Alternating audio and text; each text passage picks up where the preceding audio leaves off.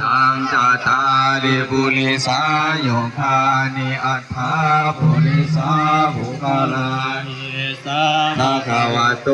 สาอากาศสุขสบายดีพี่น้องครับผมกับว่าปูวาระนี่แหละเนาะวันนี้เพิ่นก็ได้ลงมาเวียนเทียนเพิ่นสิไล่เรือไฟได้มื้อนี้หลังจากเฮ็ดบุญตอนเช้าเฮ็ดบุญเข้าสากแล้วใส่บาตรหยาดน้ำแล้วเลยตกมากลางคืนกับเพิ่นสิพาไล่เรือไฟได้บัดนี้ผู้สาวสำน้อยลงมาแห่เทียนโอ้ยหลายมื้อนี้กันหลายคนเลยนี่พาโทแต่ผู้บ่าวผู้สาวน้อยได้มาแห่เทียนมาลงไล่เรือพายผู้บ่าวเป็นคำพาต้นญาติโยมแล้วมันมียังกะเอาลงมาใส่เรือพายมีกล้วยมีอ้อยมีเงินมีคำก็เอาไปสายแล้วบัดนี้อะไร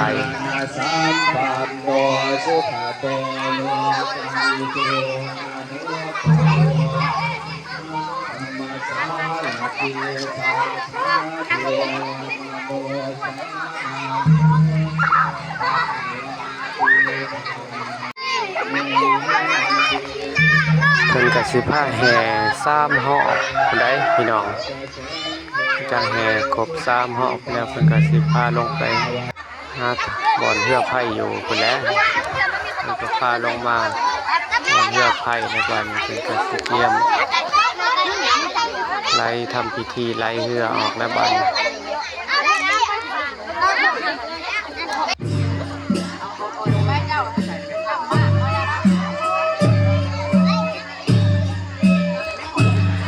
ผู้คนรอทากันหลายรอทาลงไปไล่เรือไผ่ไปใต้ทุกใต้เทียนเรือไผ่ได้บัดนี้ไปโมไปทานบ่ได้อยากโมอยากทานก็ดีแม่ออกต้นญาติโยมเพิ่นก็รอทาหลายทั้งผู้บ่าวผู้สาวแล้วอยากมาเป็นครูก็มีผู้บ่มีครูคือข่อยก็มาผู้เดียวเซเว่อยู่แล้ว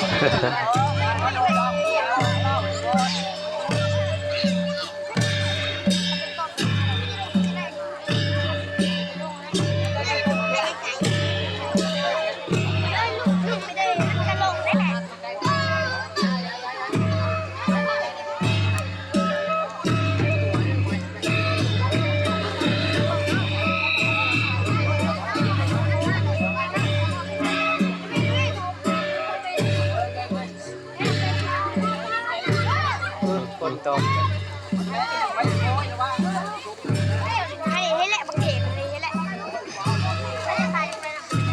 อุ้ยเธอย่าบางเขนมันกระหลง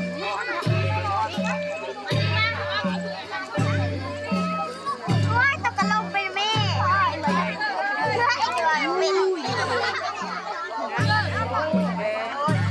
ไม่ได้บางเลยจอด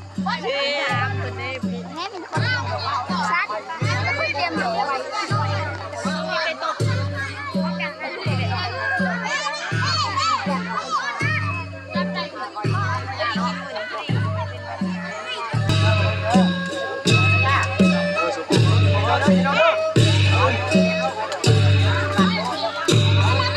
ย่าพาคนใช้ไม้อย่าพาวอย่าเอาคืนดอกเอาออกสักวันเอาออกสักวันอย่าพาวห้ามอย่าพาวทำงานเอาอย่าแม่